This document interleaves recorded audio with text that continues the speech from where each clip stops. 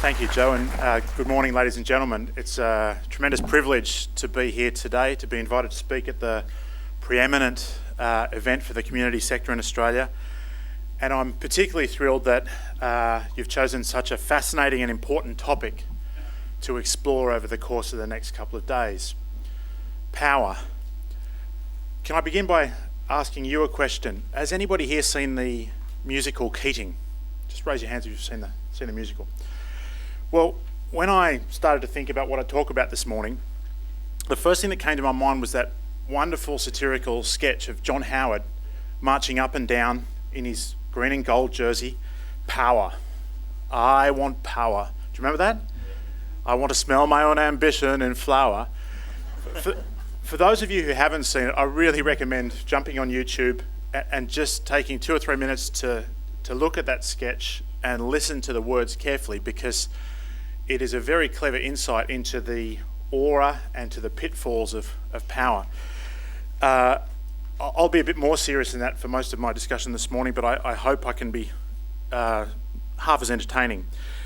What I'd like to do is take a very broad brush approach to the idea of power.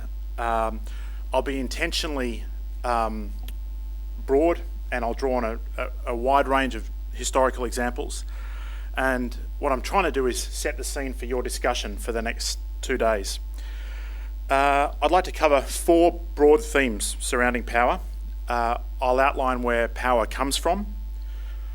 What is it that enables the powerful to exert control over the disempowered? And how have the various sources of power changed in Australia over time? Secondly, I'd like to talk about how much power we might possess as individuals. That's not a simple story. In some ways, we've become far more powerful as individuals over the past generation or so. But in other ways, quite fundamental ways, power is drained away from us as individuals to other actors in society, and I want to discuss this at length. Thirdly, I'll move from the individual level to the institutional level and explore how power has ebbed and flowed between various institutions within Australian society. Who's up and who's down, and why are they up and why are they down? Whose newfound power should we support, and who should we be wary of? And finally, I want to explore power in the community sector amongst the clients you serve. As organisations, you serve some of the most disempowered groups in Australia: the homeless, the mentally ill, people with disabilities. So I'd like to conclude by offering you a couple of ideas as to how you can exert greater power on their behalf.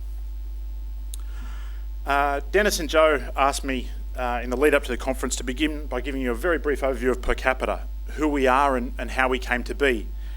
Per Capita is a progressive think tank which seeks to generate and promote transformational policy ideas for Australia.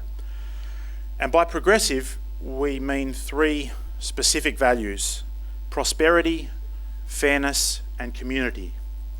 We think prosperity is important, but that it must be delivered in ways that promote fairness and sustain communities. In establishing Per Capita, we were motivated by a belief that the quality of public debate over ideas in Australia was poor, and that was partly due to a lack of institutional investment in ideas generation.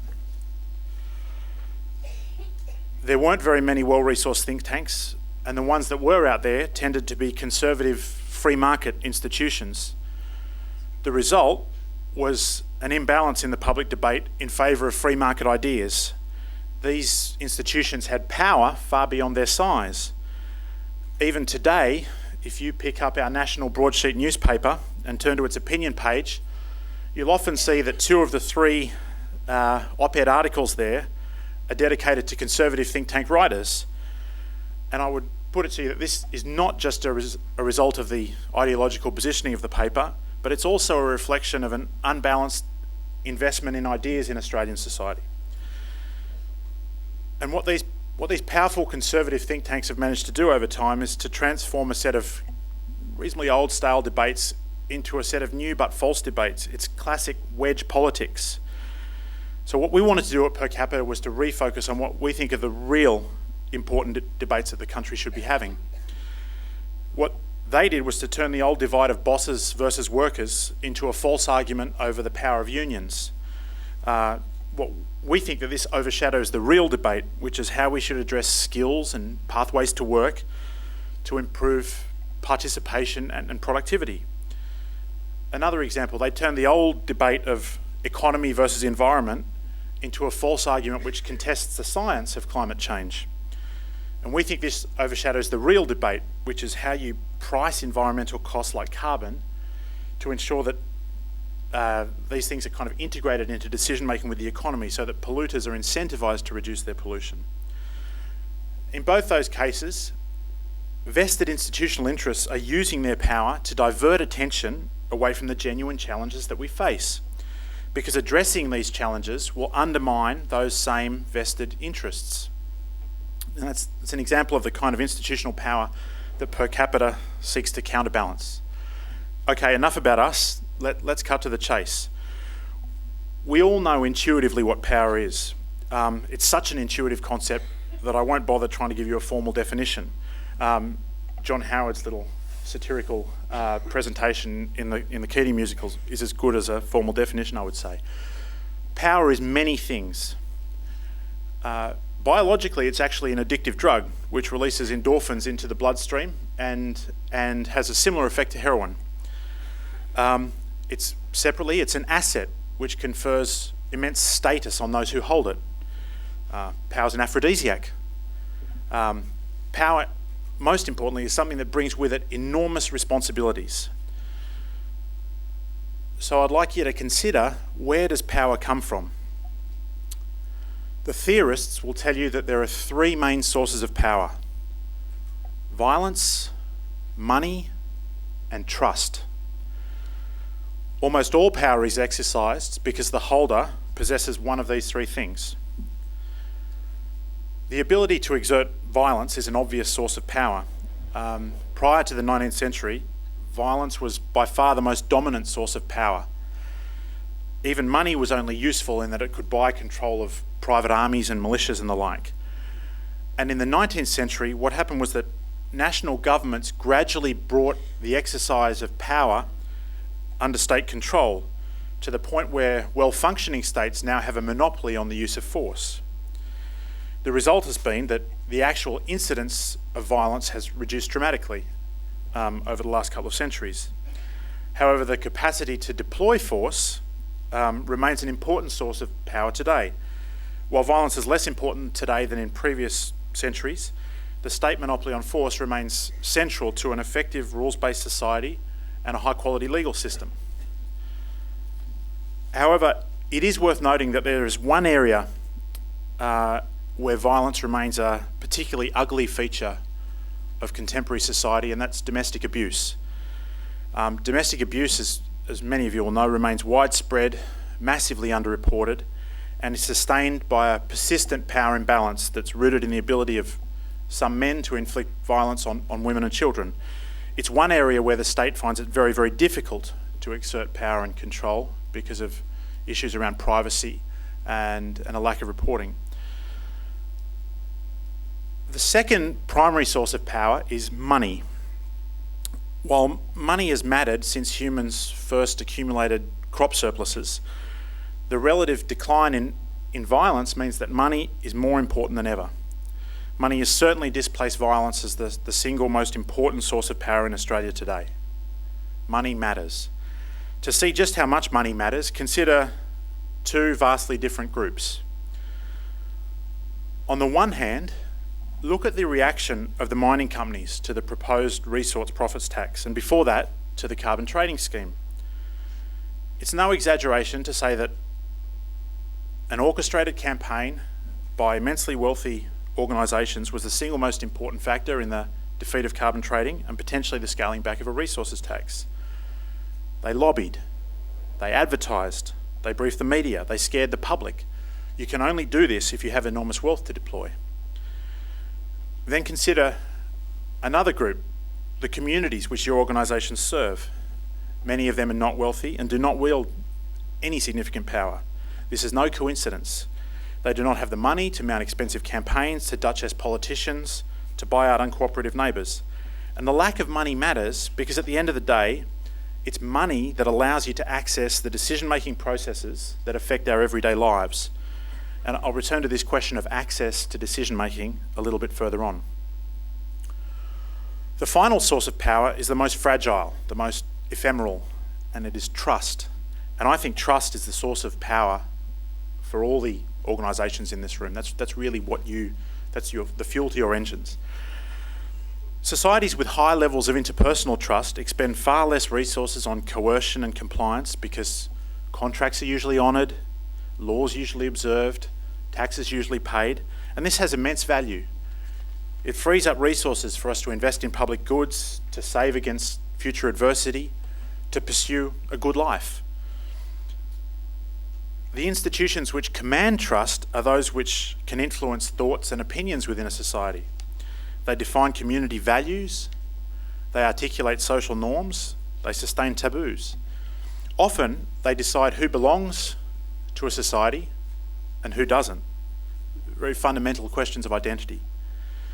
For centuries, the churches have been amongst the institutions that have commanded the greatest trust, inspiring people to great feats of good and occasionally terrible evils. More recently, nation-states have won the trust of their citizens, particularly through the spread of democracy, in which people allowed governments to exercise power on their behalf under a social contract. Yet this trust in government has now begun to dissipate.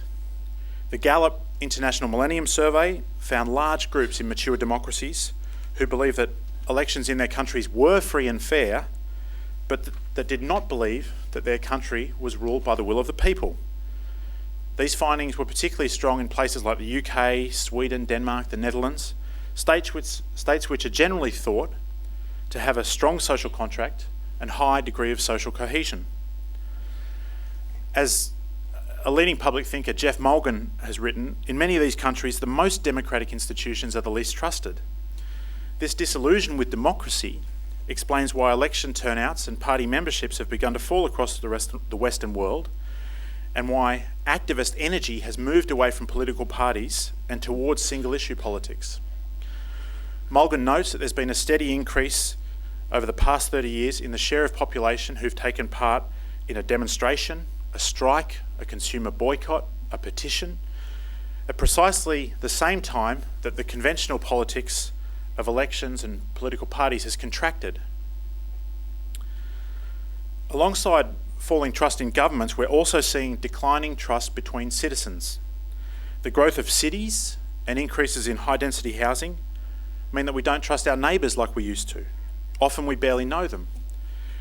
In a sense, it is the weakening of community bonds that results in this loss of trust.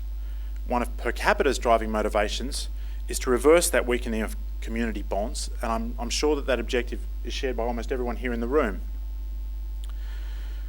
If trust in some of these different groups is falling, then it's worth asking who we do trust these days. There are many answers to this question, but I'd like to offer you just one intriguing candidate. I think, surprisingly, we trust Google. We place remarkable trust by what we're told by this vastly profitable multinational corporation. That's not to say that what Google tells us is wrong or misleading or immoral, but I find it curious that we've substituted trust in our flesh and blood neighbours for trust in an American legal entity that communicates with us through a keyboard and a screen. It's food for thought. Let me now move on to my second theme, which is the power that we possess as individuals. I want to ask you a question. I want to ask you to just reflect briefly on something. Do you think you have become more or less powerful over the course of your adult lives? I suspect that the answer is actually both. In some ways, you've become more powerful, and in others, you've become quite disempowered. Let me explain what I mean. I'm borrowing here an idea from Robert Reich, who's an outstanding American thinker. He was Secretary of Labour in the Clinton administration.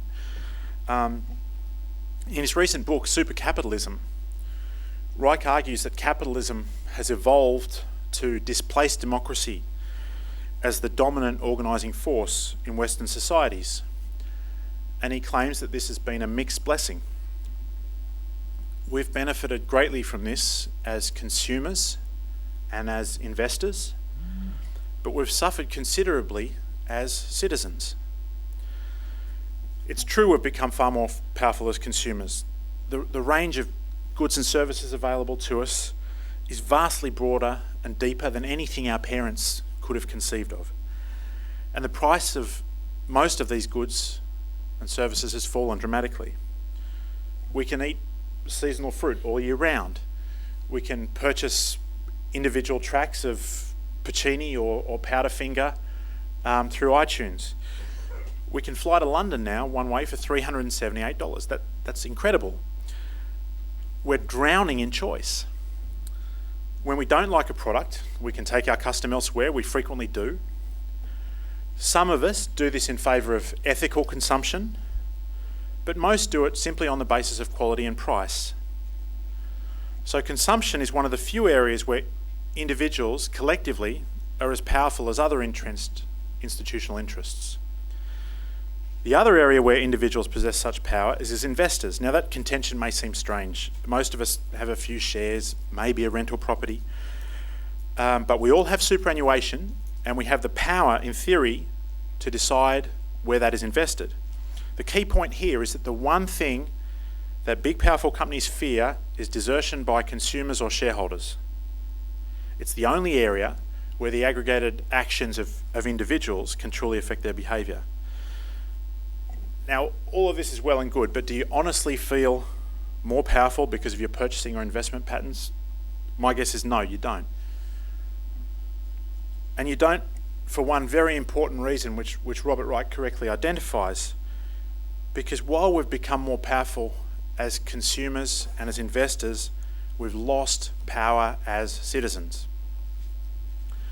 Wright describes the period before supercapitalism as democratic capitalism, an era in which a consensus existed between business, government and community groups over shared responsibilities for advancing economic and social welfare. The CEO of General Motors testified to the US Senate in 1953, and he said, "What is good for our country is good for General Motors, and vice versa." And what he meant was that, in his view, General Motors had a shared interest not only in the American economy, but in the American community. Contrast this with more recent US Senate hearings, in which American banking chiefs have lined up to say that they have no other obligation but to advance shareholder value. Any damage to the public good is simply not their problem. Instead, it's the fault of incompetent regulators. So what is happening here? What's going on? And why does it disempower us as citizens? Large corporations no longer define their interests based on sustainable profitability and strong communities. Instead, shareholder value is all that matters. And they have realised that they can maximise shareholder value by capturing our democratic process. As I said before, they lobby, they advertise, they wine and dine. They commission independent research with predetermined answers that support their arguments. What they're actually doing is subverting our power as citizens to control and influence the democratic process. And this is why millions of people around the world are unemployed, while big investment banks have returned to billion-dollar profit. It's why we can't put a price on carbon without paying exorbitant compensation to polluters. It's why a timber company can build a pulp mill on a Tasmanian river over the opposition of local residents and the broader Australian community. It's because as citizens we have lost the power to compete in the policy-making process against these vast commercial interests. So let me now turn to my third theme and move on from individuals to institutions. If individuals have lost civic power, then which institutions have expanded their own power in recent times, and which have been on the wane? I've already indicated that big companies wield enormous power in Australia. I'd say particularly the miners, particularly the banks, and that corporate power has grown disproportionately over the last generation or so. So I won't say much more about that. But what about government? There are two critical trends which I think have influenced the power of government agencies over time.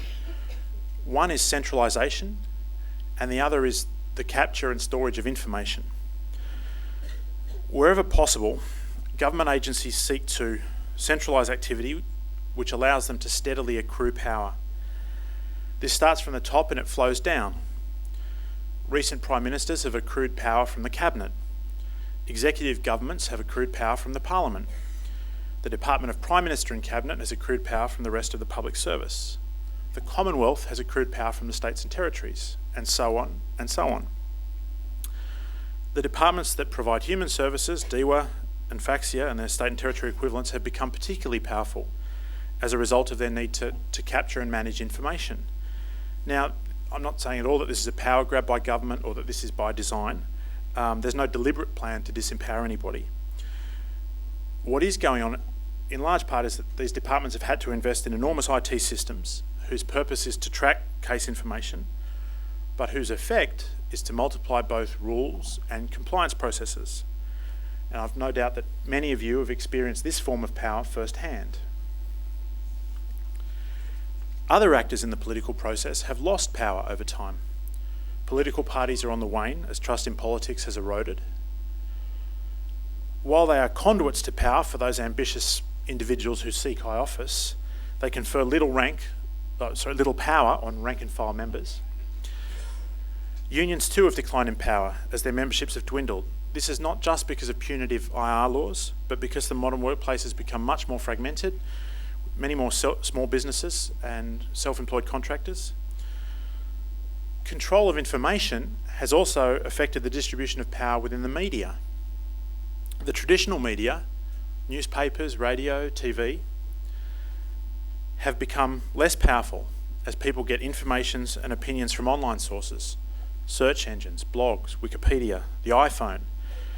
This is why our long-standing debate over media ownership has receded in recent times. It's actually a little bit less relevant than it might have been 15 or 20 years ago. It's also why Google's become so powerful. Google's model is based on control and organisation of almost inconceivable volumes of information. They photograph streetscapes, they map landscapes, they track details of every single search you make. It's not always clear what they'll do with all this information, but whatever it is, it's likely to make them even more powerful. So what's the power scorecard for Australian institutions then? By my reckoning, those institutions gaining power include the miners, the banks, the Prime Minister and his department, the major human service bureaucracies, FAXIA and DEWA, and new media. Those institutions which have lost power are the Cabinet, the Parliament, state governments, political parties, the unions, and traditional media. So I'd like to wrap up this morning by just suggesting a couple of approaches with which you as community organisations might be able to increase your own power to serve the interests of your communities. They involve a response to those two trends around government power in Australia that I mentioned before, the capture of information on the one hand and centralisation on the other. Firstly, I would suggest that you can increase your collective power, your shared effectiveness, by capturing and pooling information within the community sector. There are enormous benefits to sharing information between community organisations on program effectiveness, on organisational processes, on human resources, on legal compliance issues, even on funding. I think that too often in the community sector, programs are undertaken in isolation without reference to one another. An adult literacy program might be trialled in Logan with mixed results, and then 2 years later, a similar pilot will be run by a different organisation in Doveton without drawing on the findings of the original study.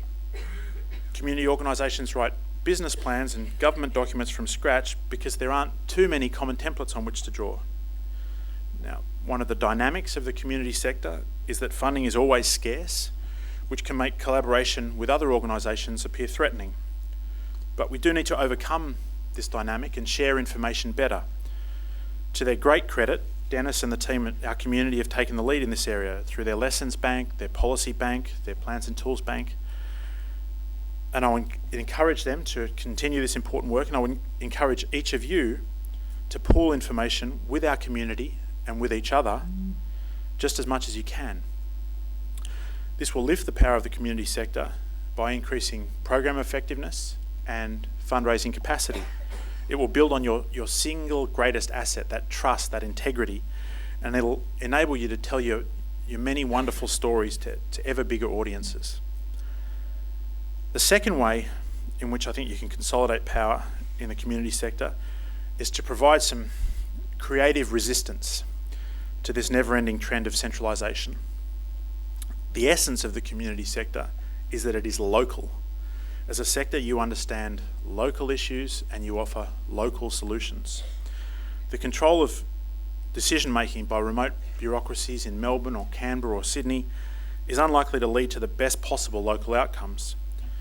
So you must gently persuade these bureaucracies to devolve some control to local actors, community groups, housing associations, municipal councils, small businesses.